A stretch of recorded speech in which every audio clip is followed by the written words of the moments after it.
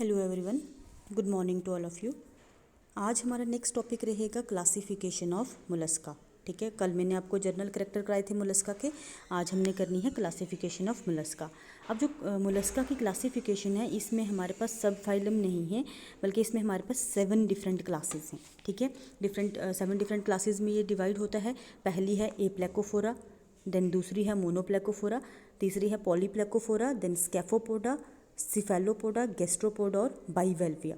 ये हमारे पास इसकी क्लासेस हैं।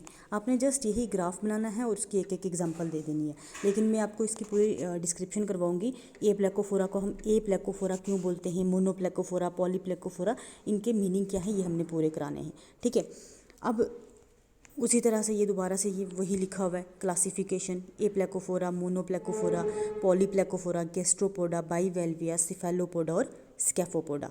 ठीक है, ये दोबारा से वही आपने एक ही बनानी है, बट ये सिर्फ इस तरह से बताया हुआ है। ये डिफरेंट डिफरेंट क्लासेस हैं जो हमारे पास। ठीक है, आपने ये नहीं सारा बनाना, एक ही ग्राफ बना लेना: ए प्लेकोफोरा, मोनोप्लेकोफोरा, पॉलीप्लेकोफोरा, गैस्ट्रोपोडा, बाइवेल्विया, स्कैफोपोडा और सिफेलोपोडा।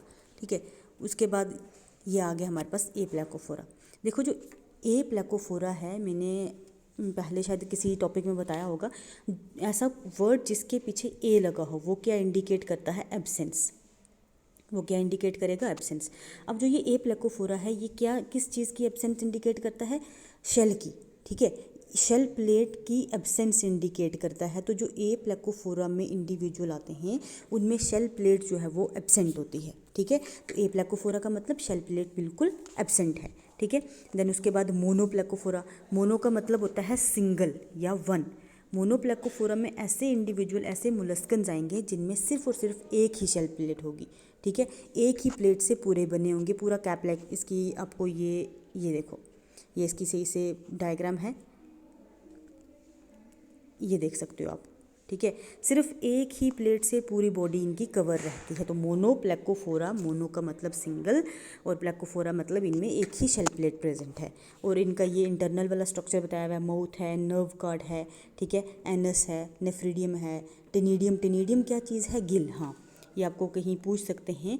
टेनिडियम, सी को हमने साइलेंट रखना होता है। तो टेनिडियम कौन से गिल्स होते हैं? ऐसे एक रो लाइक प्रेजेंट है, उसके सराउंडिंग में गिल प्रेजेंट होते हैं। ठीक है, तो जो ये वाला गिल है, इसको हम क्या बोलेंगे? टेनिडियम। तो टेनिडियम आपको पूछ सकते हैं, टेनिडियम किस में होते हैं? मोलस्कन्स में होते हैं। आप मोनोप्लेकोफोरा चाहे याद ना रखो, मोलस्कन्स याद रख सकते हो। मोलस्कन्स में जो गिल्स प्रेजेंट होते हैं उनको क्या बोलते हैं?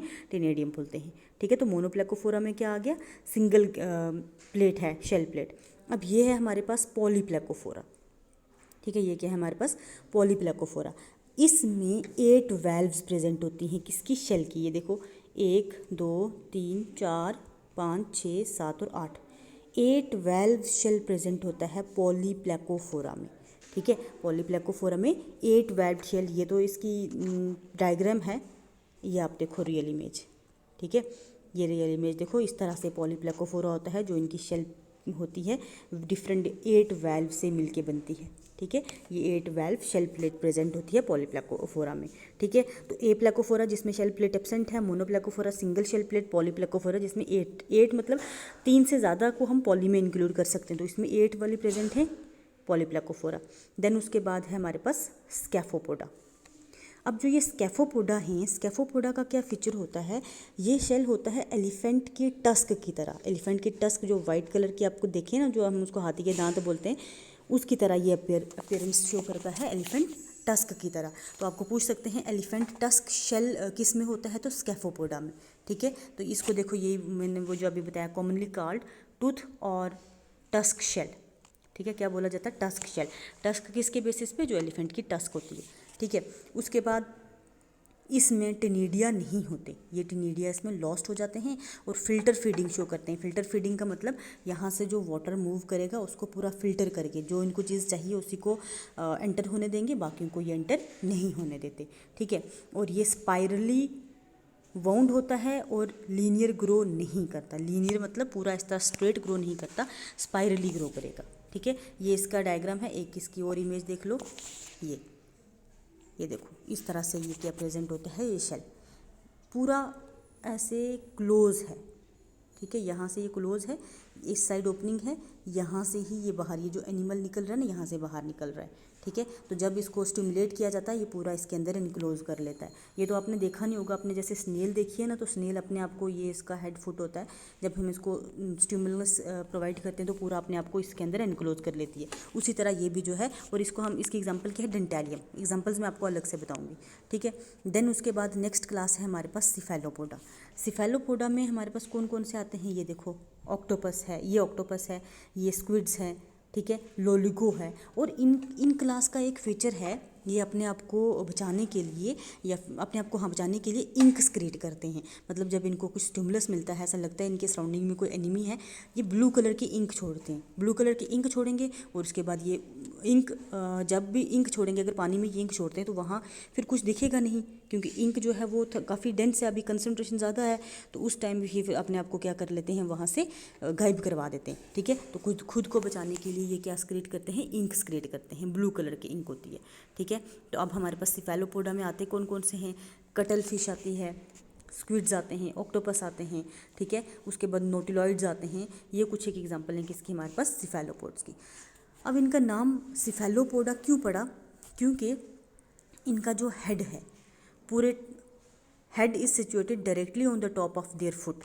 ये जो हेड है, ये देखो, ये वाला हेड, ये आर्म्स जो हैं ये मॉडिफाइड फॉर्म है किसकी, फुट की।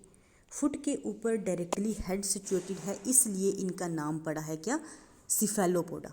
ठीक है, सिफेलो का मतलब होता है, सिफेलो का मतलब होता है हेड, और पोडा का तो मतलब पता ही आपको, मैंने आर्थ्रोपोडा में बताया था, पोडा का मतलब या तो अपेंडिजेस बोलते हैं या हम क्या बोलते हैं, फुट बोलते हैं।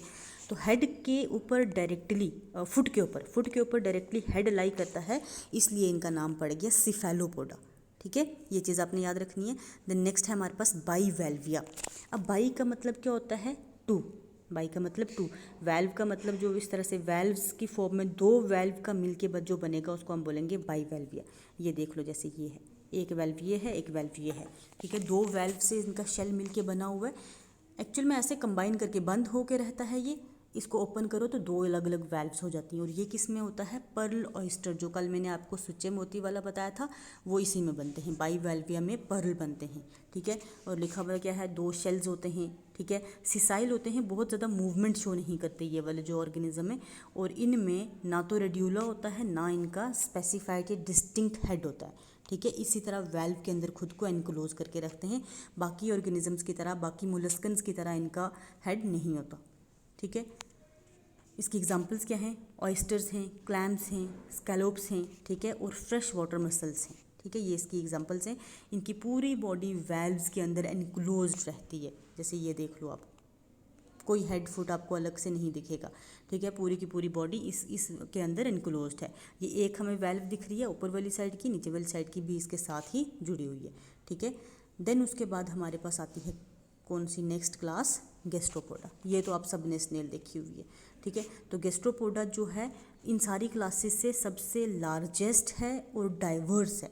इसमें बहुत अलग अलग वैरायटीज़ देखने को मिलती हैं। ठीक है, कुछ एक फॉसिल रिकॉर्ड भी इसका मिलता है, और इसमें हमारे पास टेरेस्ट्रियल भी हैं, एक्वेटिक भी हैं। ठीक है, ये देखो, ये जो है ये आपने देखी है, टेरेस्ट्रियल होती है, और एक हमारे पास पाइला होता है इस तरह से, उसमें भी इस तरह से रिंग्स होती हैं। पाइला हमारे पास क्या आता है, एक्वेटिक आता है। ठीक है, तो वही चीज़ दोबारा से ये लिखी हुई है कि टेरेस्ट्रियल भी होती हैं, एक्वेटिक भी होती हैं हमारे पास ये गैस्ट्रोपोडा। देन नेक्स्ट ये देखो अब आप, ठीक है, इसमें क्या है आपको एग्जांपल्स, यहाँ से आप एग्जांपल्स लिख सकते हो। गैस्ट्रोपोडा में देखो स्नेल है, स्लग्स हैं। ठीक है, उसके बाद ये स्नेल बताई हुई, ये स्लग बताई हुई, आप सब ने देखा होगा, ये हेलिक्स भी इसको बोलते हैं। ठीक है, उसके बाद हमारे पास ये सिफेलोपोडा, क्लास सिफेलोपोडा, स्क्विड्स आते हैं, ऑक्टोपस आते हैं। ऑक्टोपस ये है, ये स्क्विड है। बाईवेल्विया में हमारे पास स्कैलोप्स आते हैं, मसल्स आते हैं, क्लैम्स आते हैं। ठीक है, ये आप एग्जांपल्स यहाँ से कर सकते हो। ठीक है, तो ये आज की हमारी क्लासिफिकेशन, इसमें कहीं पे भी आपको कन्फ्यूज़न हुई तो आप मुझे पूछ सकते हो। Thank you so much.